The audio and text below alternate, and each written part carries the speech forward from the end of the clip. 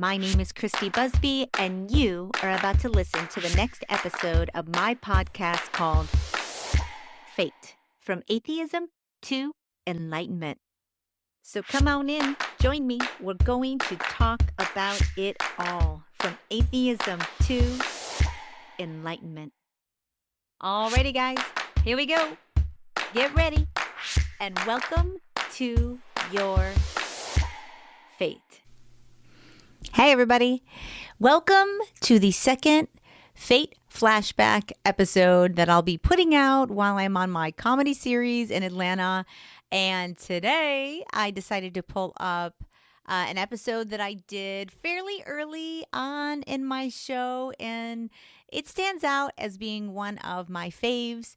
It's David Gaggin. He has a book that he wrote called Our Eternal Existence. And we talk about the nature of reality, what we are, how energy works, the basis for or the foundations of our whole existence, what happens when you die, the cycle of our spiritual development, energy particles. I love this episode. I learned a ton from the show. I did get some feedback on this episode when I first released it, that it was kind of hard to follow and a little bit complicated. And I agree. It is a little bit of you got to kind of try and break it off piece by piece and not eat the whole cow at the same time. It's a lot of information, and depending on where you're at in your spiritual development, it may or may not make sense to you, some parts of it. But overall, it is a great episode, and I think it's worthy of a reboot. So here we go. Take 2, Our Eternal Existence with David Gaggin. I'm doing all right. I'm hanging tight, super busy on this show. I'm going to put out a brand new episode next week. Don't ask me how. I don't have a lot of time, but I'm determined to keep this podcast up and going while I'm working. So I hope you guys enjoy this. If it's if you've already heard this episode, listen to it again, because it's got such great information about it. I really kind of change my whole way of looking at life as I know it. So I hope you enjoy it too. Welcome to your F.A.T.E, everyone. See you next week. Welcome, everyone, to the next episode of F.A.T.E. How's everybody doing today? On today's show, I'm very excited to bring you my guest. His name's David Gaggin. He has a book out called Our Eternal Existence. It is all about the nature of reality, the many complexities, what death is. David, welcome to your F.A.T.E, my friend. How you doing today? I'm doing good, Christy. Nice to be here with you. Thank you so much for your time. I have to admit, almost every single guest I bring on the show, at some point I ask them what they think the nature of reality is. What are we doing here? I talk about it often on this show, and I cannot thank you enough for coming on and discussing your book, because it really is such a wealth of information that I can't encourage people enough to go out and pick up, because it explains so much about our existence, how complex it is, the nature of death. I can't wait to get into it all. I read it and I loved it. And we are aligned in a lot of ways. And although I don't have the vast knowledge that you do, I have felt like I've had that sort of belief in what our existence is as well. So I gotta say, you are the perfect guest that I would like to bring to my audience. So thank you. Thank you, Christy. So let's start at the very, very beginning. How did you become so inquisitive about our reality? How did your spiritual journey begin? How did you come across getting into the topic of the nature of a reality? Well, I'll tell you, I think it's and I've had discussions with Michael about it, the entity Michael, and he basically said it's why you came here. It was what your purpose is here. But when I was young, I was in high school, and my father would he'd give me these crazy books to read, and I'd read them, Aku Aku or whatever, and then he'd say, "Wait, what do you think?" And I'd say, Dad, I don't have a clue what that book was all about, and but I was always interested in it, and religion never worked for me. I remember being about 14 or 15, and I'm sitting in church. I was raised an Episcopalian, and I was sitting in church looking around at all the beautiful stained glass windows and the pomp and ceremony, and I thought, I don't know what the answer is, but this isn't it. And then I had to make a living, so I became an engineer, and I spent my life doing engineering type of things. But I had a lot of time, which I did a lot of travel. So I was in a lot of airports. I was in a lot of hotel rooms. I had time to research, and I spent my whole life researching everything that I could find. And I never really knew what the answer was going to be. And I wasn't going to fool myself. You can fool other people, but you can't fool yourself. So, sometimes I thought the information would come in bits and pieces. And sometimes I'd think, oh, this isn't looking good. And then other pieces would come in, and finally I was able to put it all together. And it is a good story. It's a very good story. It's an outstanding story. So yeah, that's it's kind of been my life goal, I'd say. So interesting. In your book, you talk about Michael and Seth a lot. Are you a channeler? Do you have the capabilities to channel other entities? In full disclosure, I know of Seth. I've read Seth Speaks. So when you started talking about that, I had a background knowledge of who what that was, and how Jane channeled Seth, who is an entity from another dimension. But can you talk a little bit about Seth and Michael, what information you glean from them, and who they are in the big picture when it comes to spirituality and things of that nature? Yes, I can. Seth is, as you just pointed out, Seth is a group of souls, and he's a group of about 1,000 souls, if you will, and we travel in groups, and one of the groups is called an entity, and that entity is we work together start out in the physical world. We go back and forth to the physical, from the physical field to the astral field, and when all of the souls in that group of 1,000 are finished the physical incarnations, then they join together and they travel to the causal plane. And there's 7 fields of creation. The physical, astral, and the causal are 3 of them, and they travel there. And one of the things that they do is they try to help humanity. And in their cycle, this is one of the times that they try to help humanity. So they will go through channels and communicate with people like Jane Roberts or whoever, and they will try to provide that type of information, any type of information. Either they decide. In Jane Roberts's case, it was more Seth deciding what to say than it was Jane Roberts asking questions. In the Michael entity, and I am not a channel, but Shepherd Hoodwin is a particularly good Michael entity channel. Um, he works differently, and you can ask him questions. And he is, again, a group of souls, and they take the name of the last soul, the name that the last soul of the 1,000 had on Earth, and that's what they call themselves. And Ah. and And so you never know who you're talking to, but they all communicate together and such. So yeah, they're a fascinating group, and I found Michael particularly interesting because he was able to answer all of my many questions, whereas Seth told us a huge amount. But Michael was much more active in doing it, and I've had a number of really good sessions with Michael.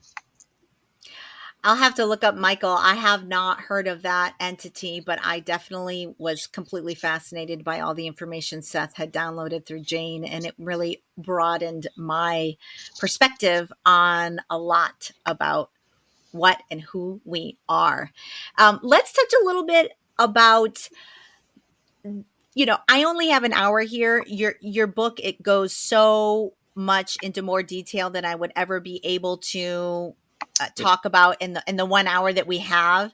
So I just want to kind of do broad strokes on the basics. But one of the things that interested me that I didn't know about was the basic level of the types of energy that are out there. Um, the consciousness units, what a spark is, what a gestalt is, how it's all connected. Can you give the broad strokes? Because I feel like that's an interesting concept that not many people would even think to know about. It was new information for me. Okay, it's a big subject that you just It's a threw out. huge, yes, So yes. let me see if I can do it justice in a short period of time. In our eternal existence, I go into fairly good detail of it, and I also tell you where you can get more detail. But to start out, probably the best thing to know is that we are all energy, and the only thing that exists is conscious energy. Science will tell you that it's neurons that give us consciousness, and that's not the case. Everything is conscious, and that's a very strange concept. When you think about, it's strange enough that we think that our pets and so on and so forth are conscious, but plants are conscious, rocks are conscious. There is nothing that exists that isn't conscious, and that's a little hard to fathom. But and that's the same way with your car. Your car is made up of conscious energy. Now, the difference between your car and you, for example, is you aspire to things your car doesn't. Your car is just individual energy that will disappear and go off and join other energy in time. But that still you ought to be nice to your car, because if you treat it poorly, it might know it. So be cautious. But yes, everything is a spark. I call sparks. I use the term, and it's just my definition of the spiritual entity within something, and that's the spark within it. And then as you get more evolved, if you will, you come to a point where we are, and we and our soul and such like that, and then I changed the terminology to spirits, spiritual, but it's all the same substance. It's all one substance, and it's just at different levels of evolution. It's fascinating. As far as one of the other concepts that I think that people would be interested to learn about is how the various levels of planes, the multi-dimensional nature of our existence, and how we exist, our energy exists on various planes, and through expansion of consciousness and learning, we can you talk a little bit about the causal plans, the mental planes, that I I think it was can. called the yes, Yes. let's talk a little bit about that. Yeah. Okay, there is a basic source, if you will, and that's the Tao. I call it the Tao. You can call it universal consciousness. You can call it God if you want. Call it all that is. And there is a basic uh, um, place, if you will, psychological domain where everything in existence lives. And then what we try to do is we try to go out and have experiences because we're trying to learn. And we're trying to learn about ourselves because, quite frankly, that's the only thing that there is. The Tao, everything exists in the Tao. So the Tao is trying to learn about itself. And we are trying to learn about a little tiny part of the Tao, and that's you and me. So, so what we do is and we go and we want to have experiences. And there are in this universe 7 fields of creation.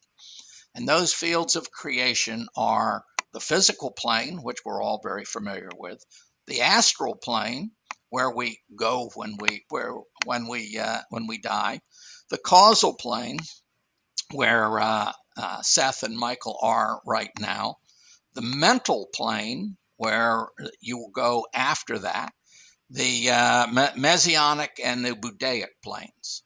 Now, and then after you experience all of those, you end up going back to the Tao and trying to understand what you've learned and all the experience you've had, and then you decide what you want to do next. Each one is its own reality. Now, there's a 7th. I told you there were 7 planes of 7 planes or fields. Fields is another good word instead of plane, because plane kind of makes you think you're sitting on something. Well, you're not. You're embedded in a field, and that's the Akashic field. And the Akashic field is the record keeping portion of our fields of creation, and so everything that's learned goes into the Akashic record. So everything that we learn, when we're done, we transfer it back to our essence. Our essence picks it up, goes over it, compares it with the essence, with the inputs from many other souls and many other personalities, sends it all to the Akashic field. Then the Akashic field takes all of the inputs from the entire universe and decides what we've learned and what we haven't, and that's the information that goes into that field. Now, we are one universe. I am aware through Michael that there are 12 other universes that Michael is aware of. And this is just one of them. And our universe is based on 7, so you'll see a lot of things. There's 7 fields of creation. There's 7 colors in the in the rainbow, and you go on and on. So so basically, that's what it is. We are in a universe, in a reality that gives us a certain experience. And this a reality is an interesting thing because it's an illusion, if you will, because it simply means that things aren't like they appear to be.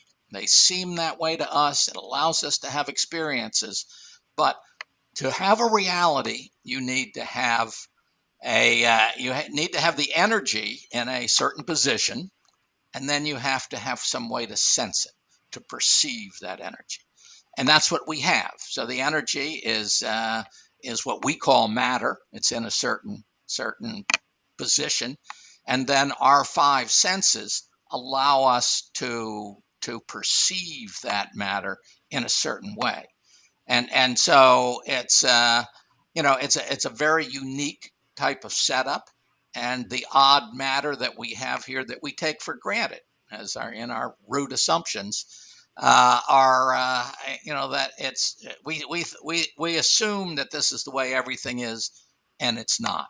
It's just one small set of circumstances that we chose. We chose to come here.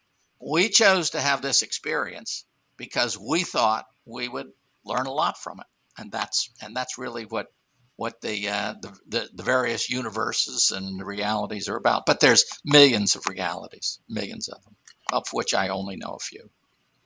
It's really mind-bending and hard to comprehend that is the true nature of our existence. It really does completely change your perspective on so many things. It's fascinating.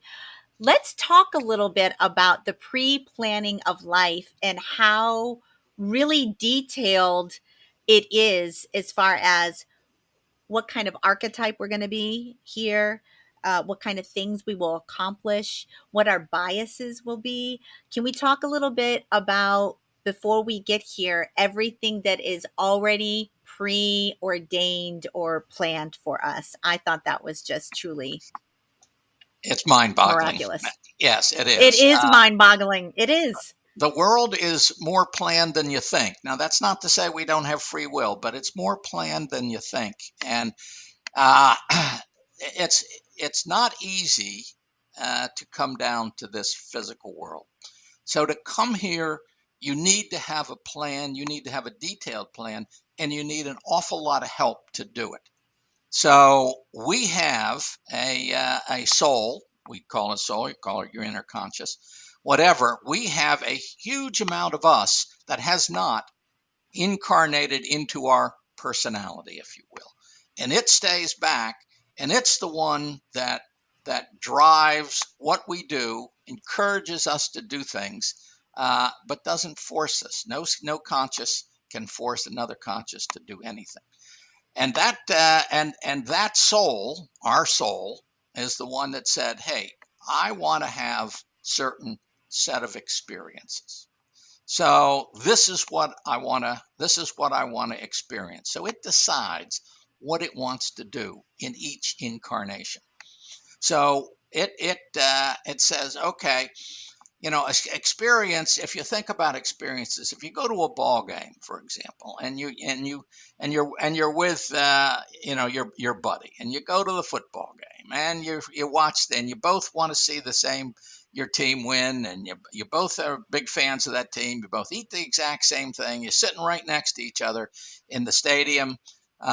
You'll have very different experiences. You'll have different experiences because you look at the world differently, and everybody does.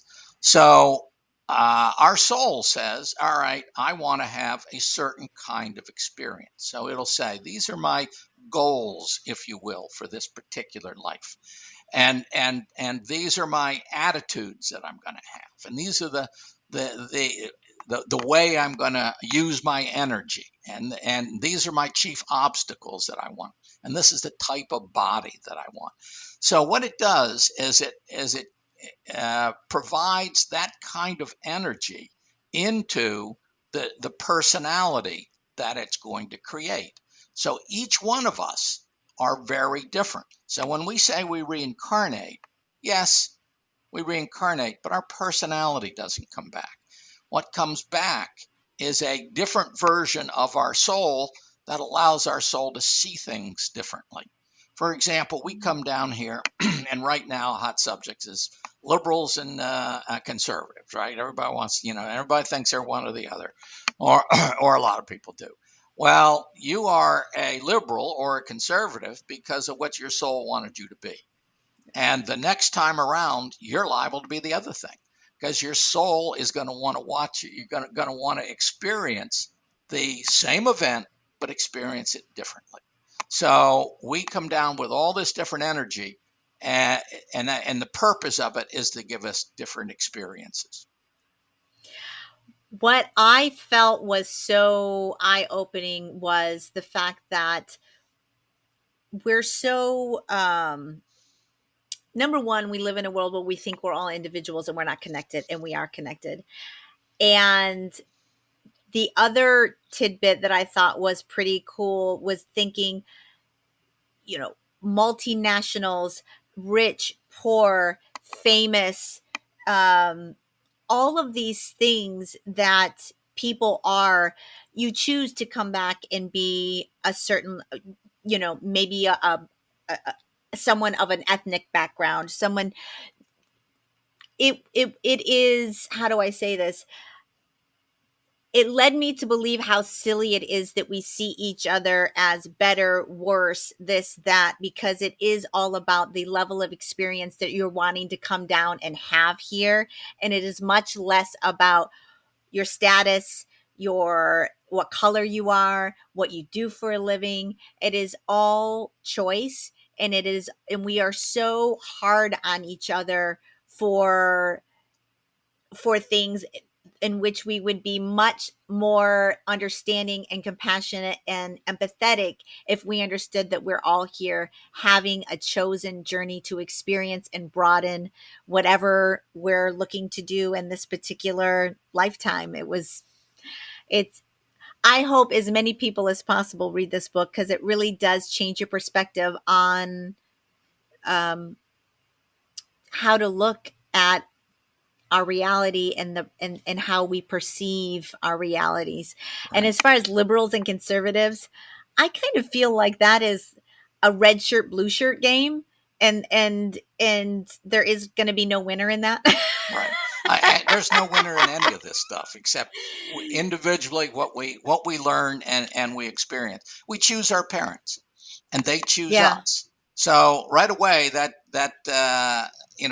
sets you up for what culture you're going to be. Where you're going Yeah. to be born, what type of person you're going to be. Certainly, your what we call race, although there's really only one race, and it's the human race. Yes. Uh, Yep. and so we choose our kids, we choose our spouse, and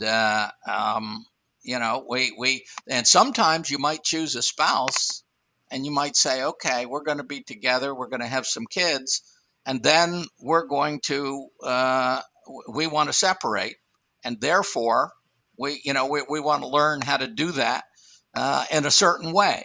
So you don't know what you've signed up for and what you've agreed to. You kind of go along in life doing the best you can, but we have all of these plans. And then the thing about spouses and parents, you probably have to choose about a dozen of them, because you don't know if, or a parent, if they're going to be having kids when it comes around to be your turn. You might be number three, and they may not have any, or they may be just have two. So you have a bunch of different people, and each one of these people and spouses, same situation. You don't know if they're going to be available or whatever. Uh, you'll have different things you want to accomplish. There's a lot of things to accomplish, a lot of experiences to have. So you really don't know. You're kind of working your way through. And the interesting thing I find is that your soul is there, encouraging you upward and onward, and all these things are like synchronicity. Well, Yes. we think that that's a fluke out there, but everybody goes through it, and it's their life changing experiences. Well, what it really is these are meetings that the soul has planned for you, and when it's time for you to have that, whatever it takes to push you in a different direction, you'll have it, because the soul made it happen for you. It's not luck. Now you don't have to follow through. You can have somebody there, and you say, "Boy, that's an interesting opportunity, but I'm afraid to take it, so I'm not going to do it." And then the soul will say, "All right, that didn't work, so let's try something else," and encouraging you upward and onward to have the experiences that, one, you agreed to and forgot about, and the soul would like you to have.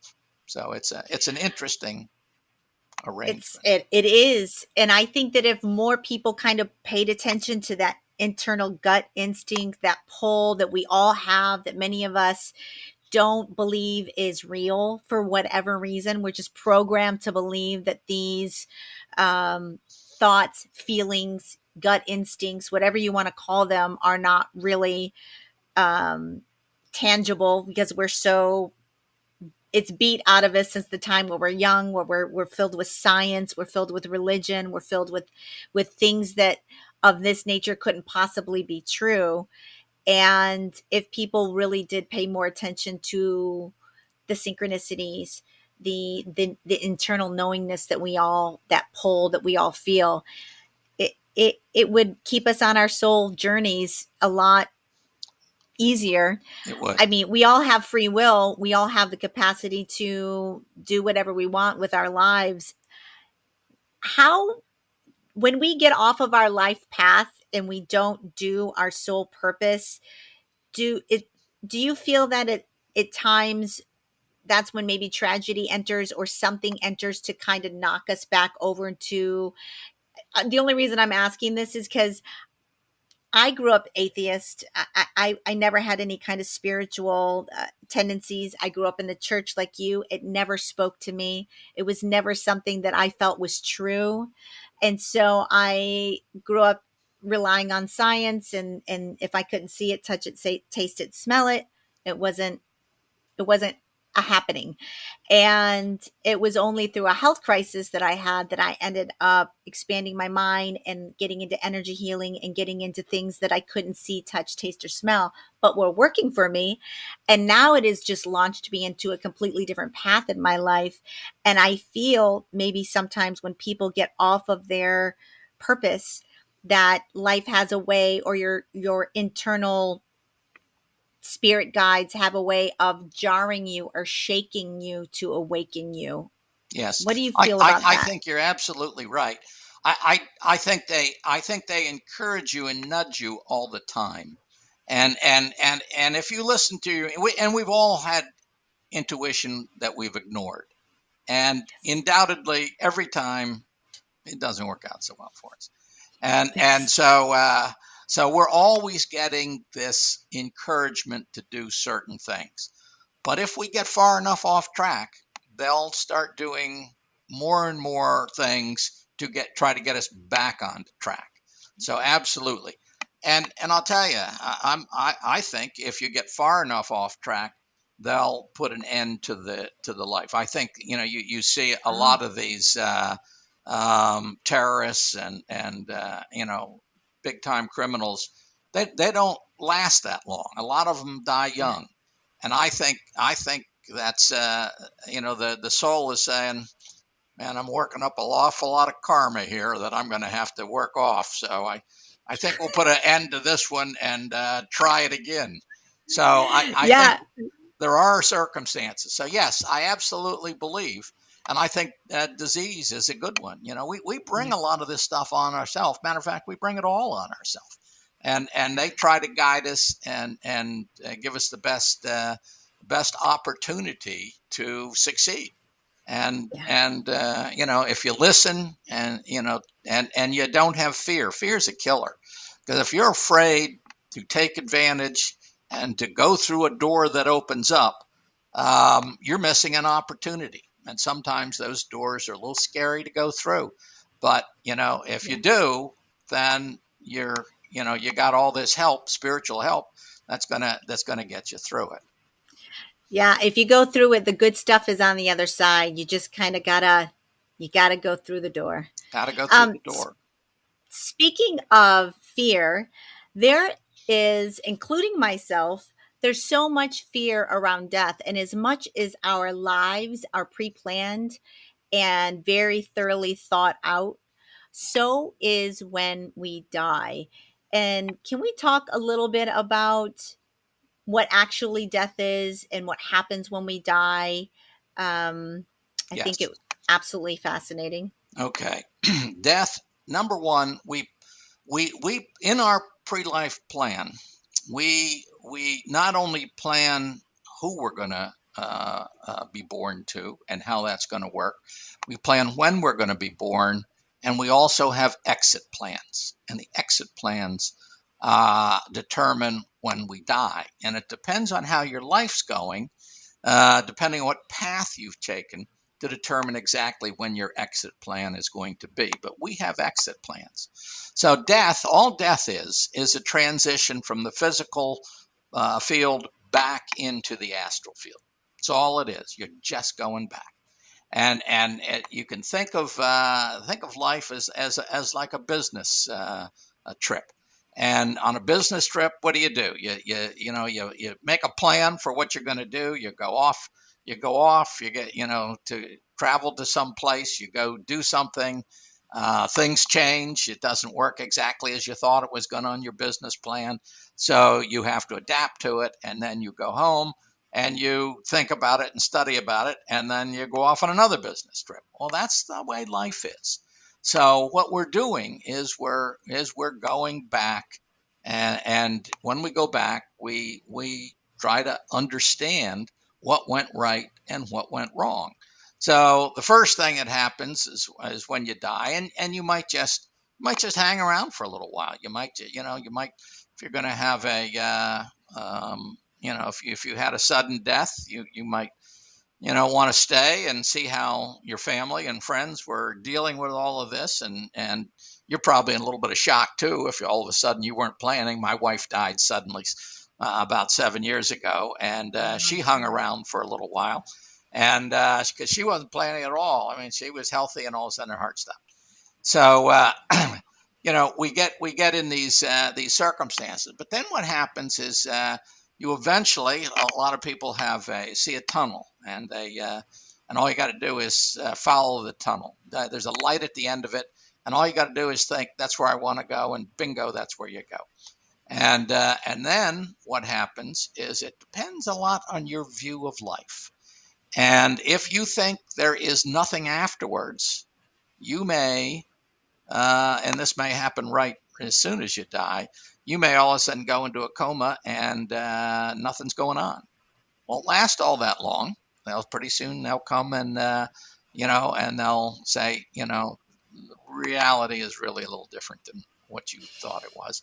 And the same way, if you're very devout and you think that the devil and God will be battling for your soul. Well, when you come back into, when you die, all of a sudden you're in the midst of these battles for your soul, and they'll say, "Oh, you're doing good," and such. And then after a while, they'll say, "Well, the devil was really your Uncle Bob, and this is kind of how this is how it goes." But then so what they're doing, they're trying to ease you back into a different reality. And the astral plane is not true reality. It's another illusion. It's a very different illusion than this one, but it's another illusion, and we have to get used to it. And then what we do is we have a life review. Well, we meet all our friends and all our relatives, of course, and then we have a life review where we get to experience what other, how we made other people feel. And that's interesting. If you've generally made people feel well in your life, then it'll be a pleasant experience. If you've been a thorn in everybody's side, you'll feel how prickly you were. So you go through that period, and then you get a chance to rest, and you get a chance to travel around the universe and see other cultures. You can do anything you want. You visit with your friends and such. And then there comes a point where you you have a life analysis. And a life analysis is different. And that's where you look at the decisions that you made, and you're working with very intelligent souls, and they say, "You see this decision you made? We all know what happens there, because you have total recall." Said, "If you'd have done this, look what would have happened." And you get a chance to see how you caused everything that happened in your life. The good stuff, the bad stuff, you caused it. And nobody else. There are no victims in life. You caused it. And so you get a chance to learn and hopefully remember for the next round what happens. And then in time, if you're going to have more reincarnations, which most of us are, then your soul says, "Okay, let's see what we want to do the next time around." And then you start planning having your pre-life plan, and you put that into works. Reincarnation. So let's talk a little bit about that as far as the many, many, many lives we experience.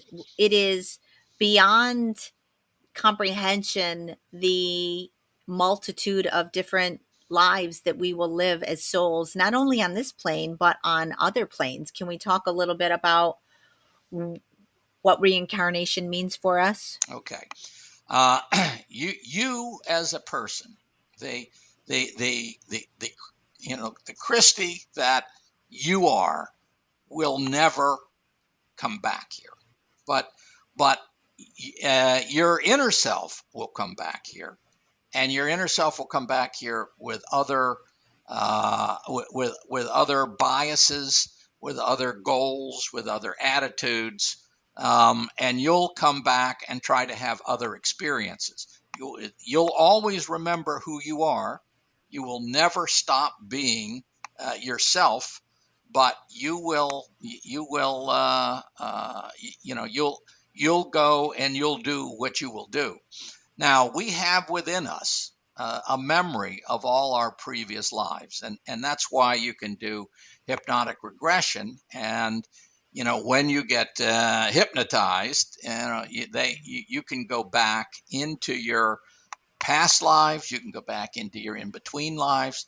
All of that information is in your subconscious right now, and you can get it if you look for it and you're able to put away the senses that you have here that's keeping you from seeing that those type of experiences. But yes, you come back and it's your soul. Your soul creates these various vehicles, and the soul has to create the vehicles. A lot of people say, well, why didn't this, why do you need a personality when you have a soul? But the trouble with a soul, it would see right through this illusion and it couldn't experience it. It needs a vehicle, and that vehicle is you and me.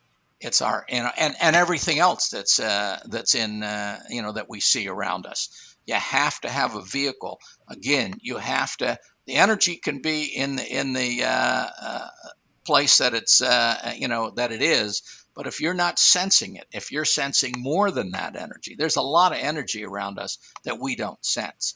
And if you could sense that, you could see what the real reality was, and you wouldn't be able to have the experiences that you want. So you have to be able to feel the that this is a reality. This is the only place that exists, and therefore I do have dangers here, and I can stop existing, and I can be afraid, and don't step out in front of the bus because that will end it all. So you have to be embedded in the illusion, and every illusion that you're in, you'll have different perspectives on it.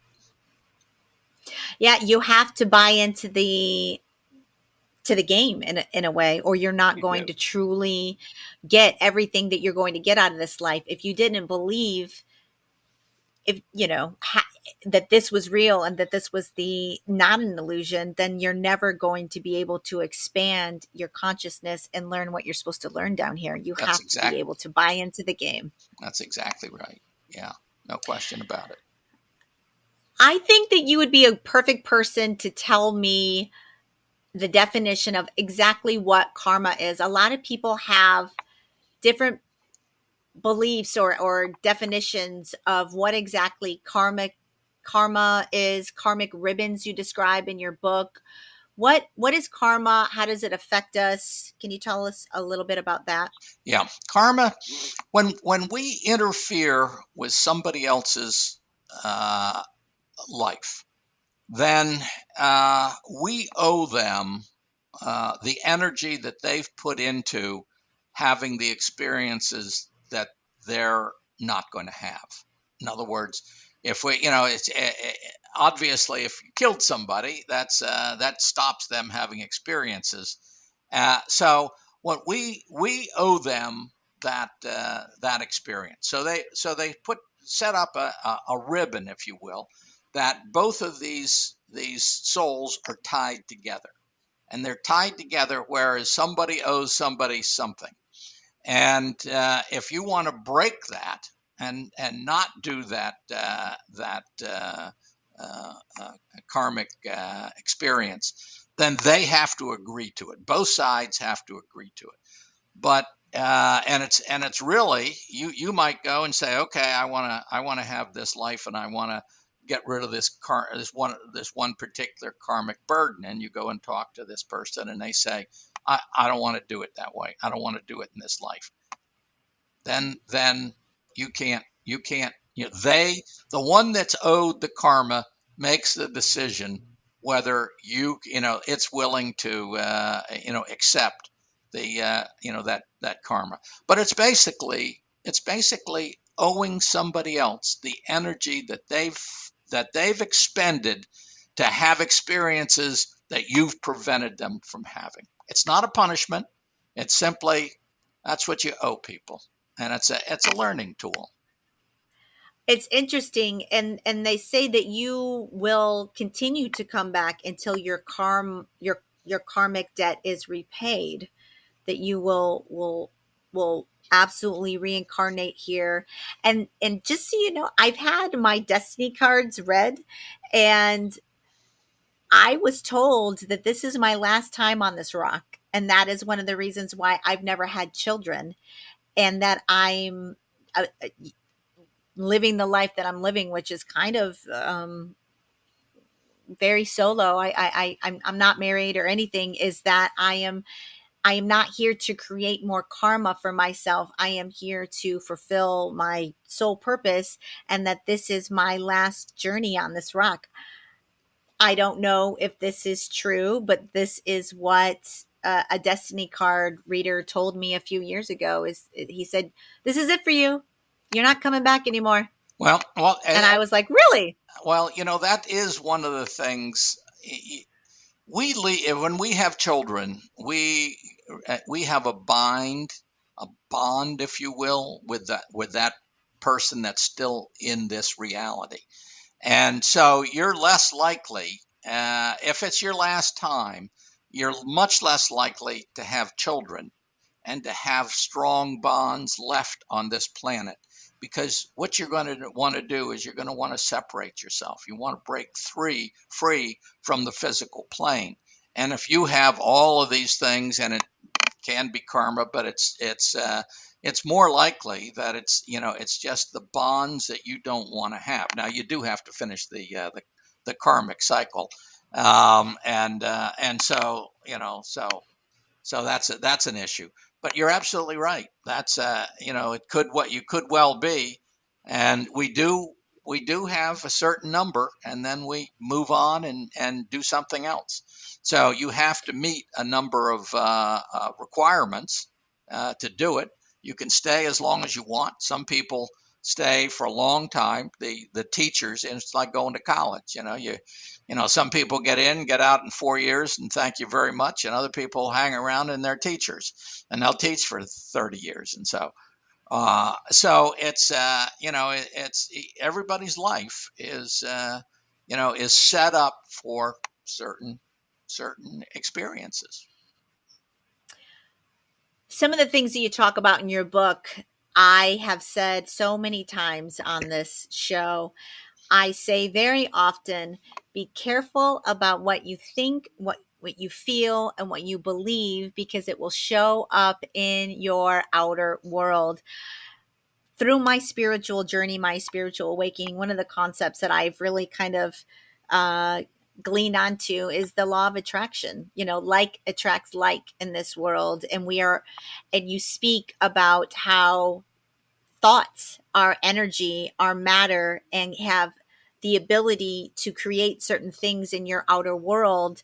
And can you talk a little bit about the metaphysical aspect of things, and how thoughts, emotions, their energy, and they can materialize in our reality, and how important it is to monitor what you're thinking, what you're feeling, because it has such a great impact on our daily lives that most people don't even acknowledge or aware of. So what are your thoughts on that? Yeah. Yes. We Our soul creates experiences and objects for uh, us to us to have, and to us to have experience with, and it does this through implementing our expectations. And and when I talk about expectations, I'm not talking about the things that you think about as on a daily basis. I'm talking about your deep expectations, and the ones that are built into you and you really believe in. For example, if you believed that you were always sickly, and that was and that was just your role in life. You're a sickly person, and that's gonna that's what's it's gonna happen to you. Then you you are actually creating further sicknesses, because your soul will say, hmm, he thinks he wants to experience sickness, so we'll get him to experience sickness. It can be poverty. If you say, well, I can't make money to save my life, I'm always going to be poor. Well, that's fine. You always will be poor, because that's what you expect and that's what you get. So what you need is, you know, there was a book written, 50, 70 years ago about the power of positive thinking, and it's very, very true. You need to think about the things that you want to happen, and you need to concentrate on those things. And if you want to, and if your things aren't going well for you and you're sick, for example, you might take half a dozen times a day and just think of yourself, picture yourself as a healthy person doing healthy people things. You don't want to picture yourself as getting healthy, because that reinforces the sickness. You want to picture yourself as being healthy, being well off, being happy doing things. And if you have some particular ailment, make sure you're visualizing yourself doing things that you couldn't do with that ailment. If you have trouble walking, picture yourself playing tennis, or whatever. And you can get your inner self to change your life.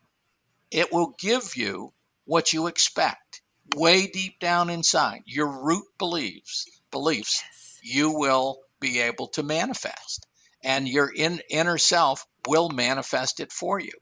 So it's a type of thing that we get in a rut, and then we still start feeling sorry for ourselves, and then we feel sorry Yes. for ourselves, and we think, oh, poor pitiful me, and then all of a sudden, you know, yeah, you are poor pitiful you, because you've just created Created that. yeah, and Yes. we create what happens to us. There are no victims in life. We create this stuff, and I try to explain it in our eternal existence, and explain it to people that, hey, listen, if you want to change things around, you have to change your expectations, and you have to communicate with your inner self, and make sure your Yes. inner self knows what you expect to happen, and you want something better than what you're getting now.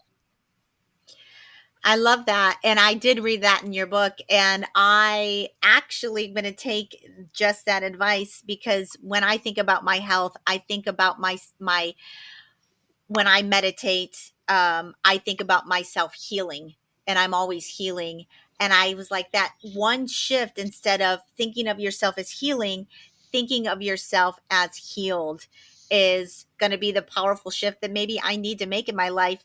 I've come a long way in my health. I was very sick a decade ago. I'm still not where I want to be, and I'm at the point where I've kind of left Western medicine behind, and I'm focusing on using solely alternative methods to try and get myself back to 100%. And meditation is a part of that, as well as some other things, energy healing, Reiki healing, and so on.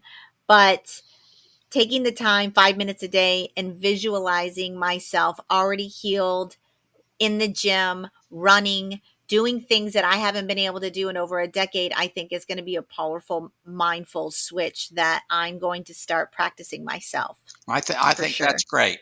I guarantee you it will help you. And the more you've been settled into the old way, the more often that you want to do this. And if you're doing meditation, that's a really good time to do it, because you're really getting Yeah. down into your deep thoughts, and you're really communicating. I think that's an excellent idea.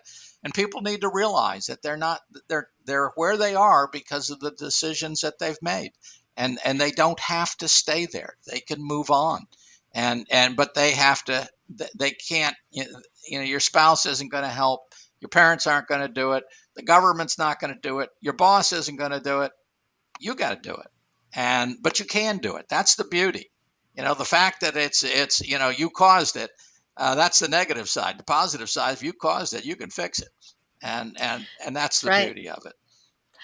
I mean, you talk a little bit about in your book, and and we're coming up towards the end of our time, but one thing that I wanted to talk about a little bit is victimhood and spiritual ignorance, and how if you read this book and you start understanding that we are way more powerful creatures than what we give ourselves credit for, and we are absolutely in the business of co-creating our existence, and that if we were to just put some practice in our daily lives with regards to even intentions, even if you don't want to meditate, if you are vibrating at a higher level, if you are thinking those positive affirmations, if you are listening to your inner intuition, how impactful that could be on your daily life, and how, in my opinion, religion is never going to offer you anything like that, because you're constantly looking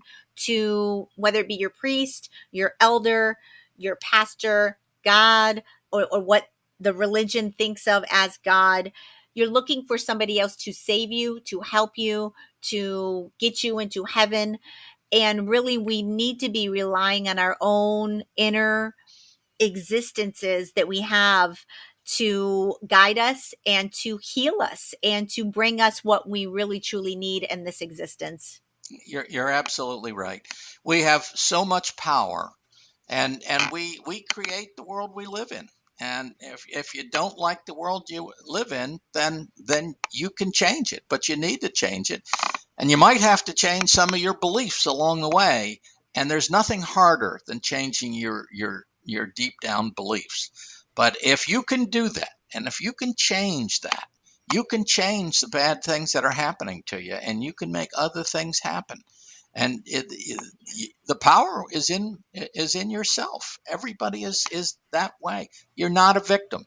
People have a tendency to think that somebody else caused them trouble.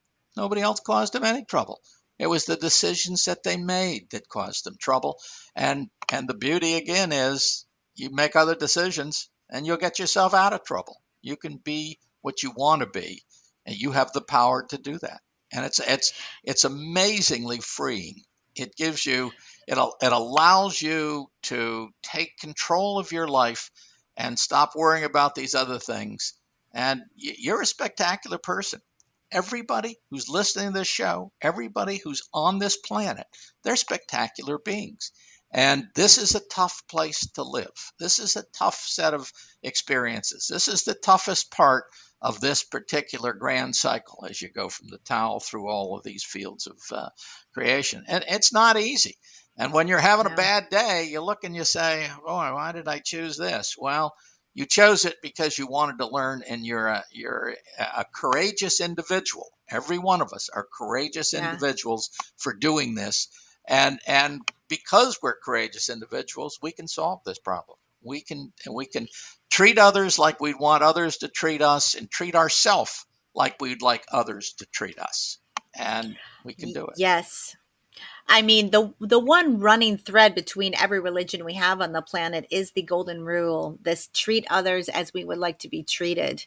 I mean, you see it in every religion on the planet. And I think that there is a place for religion, and I think that the very very beginnings of, whether you want to say Jesus or Buddha or whoever that you want to put at the center of your practice, I believe that they were meant to bring good. They were meant, there was good intentions there. I think that man has corrupted the principles. They have withheld who we really are, what we really are. You speak about in your book that reincarnation was a part of Christianity, that it was a known thing, that this wasn't the only life that we would have, that we would be coming back, and that things have been withheld from us in order to gain power, control over our daily lives, Yeah. and put us in fear. There's so much fear that is pumped into us regarding death, regarding so many aspects of our lives that if we were to take fear out of the equation and understand that we are co-creators of our existence, it would allow people to, it's not going to happen overnight. I, David and I certainly aren't saying that if tomorrow you start meditating 10 minutes a day that it's going to be instantaneous. It is going to be a journey. It's a practice. It's an evolution. It is learning to change your who you are at your core and what you believe at your core. And it's not easy. My mom always says nobody likes change but babies. She's right. Change is one of the you hard know? things that we go through, but that's if you don't like where you are, change something, and don't try to change it all at once. Pick the worst Yeah. thing that's bothering you and just work on it. Just try to fix Yes. something. Don't try to fix everything simultaneously. Just fix what's really bugging you, and then when that starts getting better, you can work on the next thing that's really bugging you. Yeah. Yeah. It can be overwhelming for sure. The amount of people, even myself, the amount of stuff that I need to fix. But it's a We all process. do, and that's why we're Yes. here, to have these problems and to feel it and to experience it. That's why we're here. Yeah. But it doesn't have to be. We're supposed to enjoy life. We you know we Yes. we spend we're spending eternity doing this, and we might Yes. as well enjoy it. They want us to enjoy it. We're supposed to enjoy Yes. it. And this is the hardest time in our experiences, our travels, to actually enjoy it. But that's the whole purpose of life. Enjoy it, learn, but enjoy the process as it happens. Yes. Yes. Life on the planet is becoming increasingly difficult, it feels, for many people. And I feel like this book is just such it I don't feel that religion is really giving people what they need. I feel like if they really understood spirituality, if they really understood life's purpose, that it is a pre-planned event, that we are all here as fellow travelers to the grave to have an experience and we are connected. I think it could change the consciousness of the planet and raise the vibration and allow better things to come about in our exterior realities for sure. I agree 100%, and that's really why I wrote it. It's our eternal experience, and that's why I wrote it, so that other people could hopefully have a different view of themselves and their Yes. reality and what's around them. Yeah, yeah, Yes. I And do think you're right. I mean, I really feel that people are losing their ability, they're losing their humanity, their ability to connect to one another. And I think they're so distracted by negativity and fear, and it's hard to sustain yourself in this world lately, that it's almost impossible to slow down and really have deep thought. I also feel like our emotions, they lead us around without thinking. We feel things, we react without processing, thinking, allowing ourselves to see different perspectives is difficult. There's so many things preventing us from being able to connect and understand what and who we are. And your book does such an amazing job of going into detail about our pre-lives, what we're who we are and what we are here to do, what happens in death. And I know for me, since I've stepped on my spiritual path, I no longer fear death. I don't. I know that I am a being of light. I know that I'm a soul, and I know that I will go on to exist in some form after this 3D plane. And it has given me a lot of peace because I did spend many years of my life fearing death and thinking, oh, this is it. My consciousness, my being, who I am, my personality is going to evaporate when I die. And I have completely and totally changed my opinion on that, my perspective on that. And I have much less fear in my life in general. So that has been a gift for me. I think fear can hold us back from many things in life. And now I do look at doors as opportunities and not something I should fear, but something that I should open, which is why I'm doing this podcast. It's a Exactly. new door for me. Exactly. Okay, that's good. That's great. Yeah, yeah. On that note, David, I really can't thank you enough for coming on my show and explaining to the audience the many facets of our existence on this planet and how complex and beautiful and amazing it really is. And I encourage everyone to pick up the book by David. It's called Our Eternal Existence. And I'm sure you can get it on Amazon or Get it on anywhere where you Amazon. would. Yeah. Yeah. You go to my website, davidgaggin.com, and it's Gaggin. You go to my website, and it'll take you right to the book. So it's easy to get. It's again, it's the type of book I think that you can read part of and try to digest it, and sometimes depending on where you are in your spiritual journey, you can read through it and get and see what's all in there, and then go back and work on whatever piece that you want to concentrate on, and it's I think it'll help a lot of people uh, help themselves be able to see who they are and to realize what a spectacular person they really are. I agree. It is such a deep well of knowledge. And we didn't really touch on every single part of the book that you discussed. There's many aspects that we would not be able to get to in an hour between, just please go and do yourself a favor, pick up this book, read it, and it will truly change your perspective, your outlook on what you think our reality is, and really open the door to a level of knowledge that I know I never would have had I not read the book. So I'm internally grateful for not only you coming on the show, but the opportunity to read the book and gain the knowledge, because it's just it's a must read in my opinion, and I think it could change the world if enough people read this book. It could virtually change our consciousness. So, David, thank you again for being a part of the F.A.T.E podcast. I truly appreciate you coming on the show. I really enjoyed our conversation.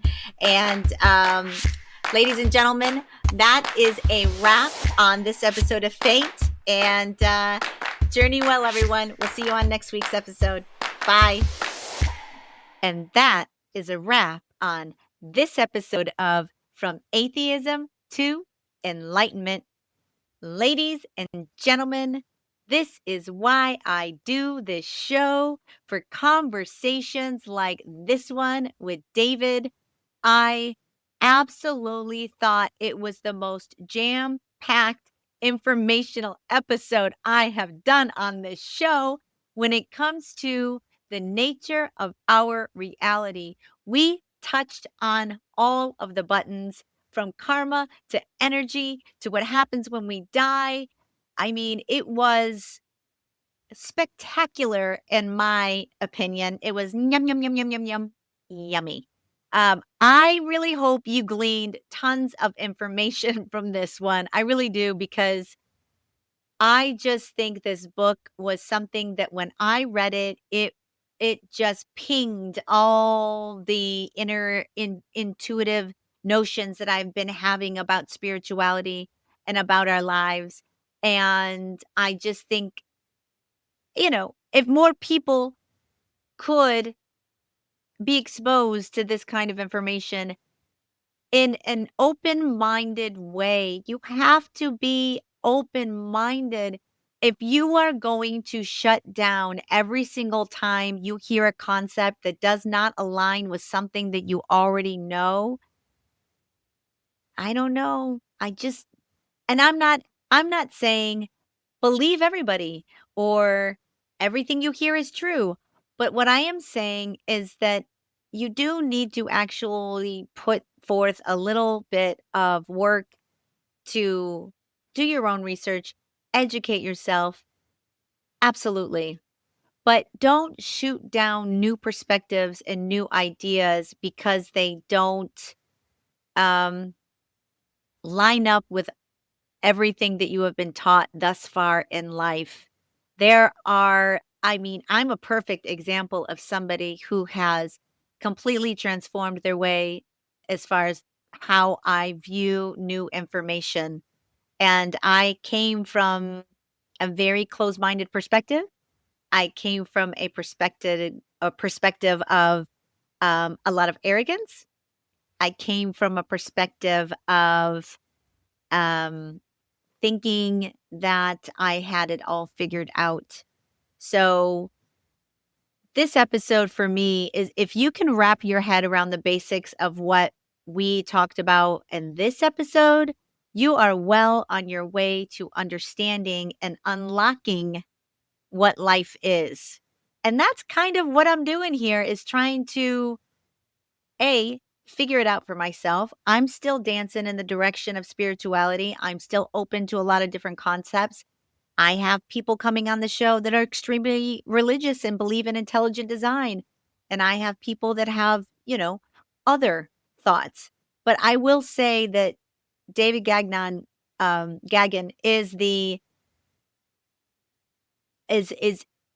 we just had, I don't know, a conversation that I feel was about as honest and open-minded and straightforward as you can possibly get. He seems very much like an intelligent, thoughtful, honest man. A lot of the stuff that he talked about, I had heard and read and listened to other people, excuse me, and listened to other people say the exact same thing.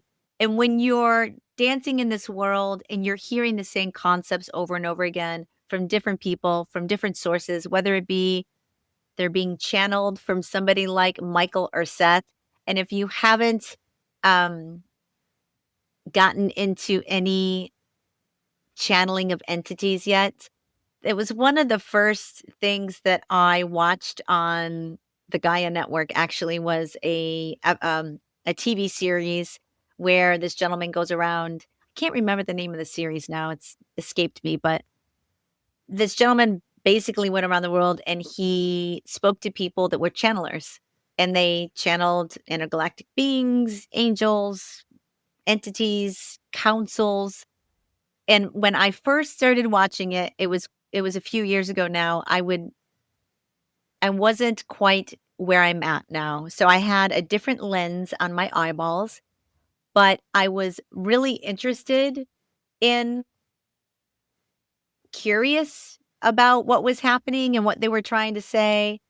I was trying to be an open-minded person, although it's kind of difficult at times because it does, quite frankly, seem very outrageous and impossible that people are channeling dimensions from another being. But having said that, if you haven't been exposed to it, expose yourself to it. Just just tap, just put your toe in the waters. I also read Seth Speaks, which is a book completely channeled through a woman named Jane Roberts. And he basically talks about the nature of reality, the multi-dimensional nature. David talked about him in the show. I have not heard of the Michael entity channeling, but I'm going to look it up and see what Michael has to offer, and go from there. But this episode for me, guys, was just had it all. And I really, really hope that you are picking up on these concepts. Do yourself a favor and go buy this book. It will really enlighten you. And do what David said. Sometimes you don't want to eat the whole cow, if you know what I mean. The cow, oh my God, I got to eat this whole cow. No, you don't have to eat the whole cow. Just take a little bite here and there. Digest. See how it feels. Let it ruminate. Just, put your toe in the water and, you know, obviously take what resonates with you and leave the rest. But I just thought this episode was just so informative and fun. And I'd love to have David back on the show. Another thing that I thought was very enlightening was even when he brought up politics, like I definitely don't want to get into politics, especially on my show that is all about love and light and spirituality and finding your path. And none of that stuff matters in the big picture. It just doesn't. And I know people get super heated and super upset. And I was one of those people too. I used to get upset too. Now I don't even know what's going on really. And we're about coming up on election. I'm like, what? There's an election in a couple weeks. Like a completely drastic change in my life as far as even that piece of the puzzle. But even when he said, um, you come down here being more liberal or more conservative and it's a choice. I mean, I would love to see people again start rising above these differences that they're stuffing down our throats on a daily basis when you watch the news or these people online that are filling you full of whatever agenda they got going on. I just want people to have their fill of it and push away from the table. I did. I pushed away from the table. I was literally just at a wedding last month with somebody that couldn't be more different than me politically and otherwise, but that person has been in my life 40 years. And if you think their personal, whatever they subscribe to, is going to interrupt my lifelong friendship with this person over that petty, petty, petty stuff, not in my life, not ever, not happening, nor would I let it happen to anybody else. At the end of the day, I know I'm stepping in the you know, the political arena again, which I find distasteful, but I will say this, just stop. Stop listening to all the hatred that is going on when it comes to politics. Stop. Aren't you tired of it? It's a dead end street. You know what's going to lead to? Nothing good. It's none of your business what other people think.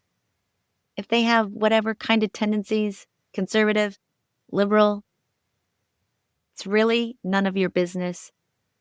Be obsessed with your own soul purpose. Be obsessed with your own happiness. Be obsessed with changing whatever you want to change within you, not within someone else. That is a losing game. And you're never going to, you're never going to get anywhere. It's like swimming upstream. You're just not going to get there unless you're an exceptionally good swimmer, which most of us are not. Um, let's see. What about this episode? We understood how now karma works. That was interesting. I mean, so many interesting concepts, how life is designed, what happens after life. Ladies and gentlemen, I'll say it again. This was one of my favorite shows. I would love to have David back. And hopefully, we will have more and more conversations like this one because these truly could transform lives, perspectives, cultures. You just need people to be a little bit more open-minded and kind of let go of that programming. It's not a overnight situation. Happens in time, but I certainly think that if you could just dance a little bit in the direction of opening your mind to these concepts, you will find that they make much more sense than what we have been told or pre-programmed with. And every other institution out there is kind of crumbling from our healthcare. Nobody believes that in our general healthcare system anymore, especially after COVID. Nobody believes in our school programs anymore. That's a huge hole. Our government, nobody believe like one there's just been so many lies told to us throughout the years. I certainly don't think we were told our real history. I certainly think there's so much more going on in our reality than what anybody has told us. And I think that we need to start letting go of our hold on this overly religious, organized religion kind of thing because it's not serving us. It's not. And you can be comfortable in your church and like your church and feel very emotional about your so-called connection with God, but I'm telling you, there is something more within. Something more within. And I will leave you with this. I think David was absolutely correct. You are courageous, you're spectacular, and you absolutely have the ability to change your current circumstances, no matter what they are. No matter what they are, you have the power to change it. It is in you now. What are you waiting for? Start doing your homework. Start stepping into your path. Start finding out what your soul purpose is. It's magical. I am enjoying it like you wouldn't believe. It has been such a journey.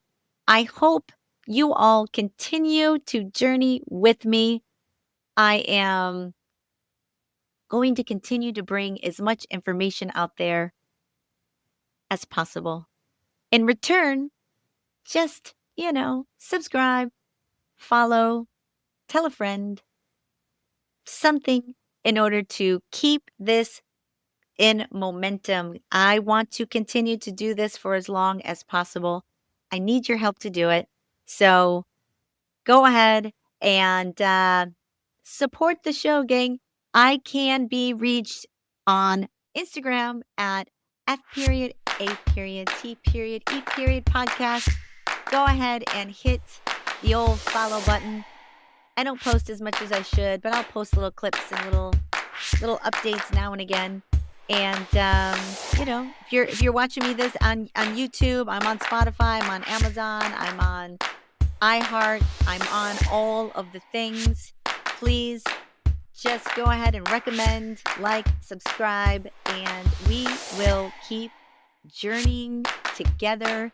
And I will see you next week on Fate, from Atheism to Enlightenment. And welcome to your fate, everyone. Journey well. Bye.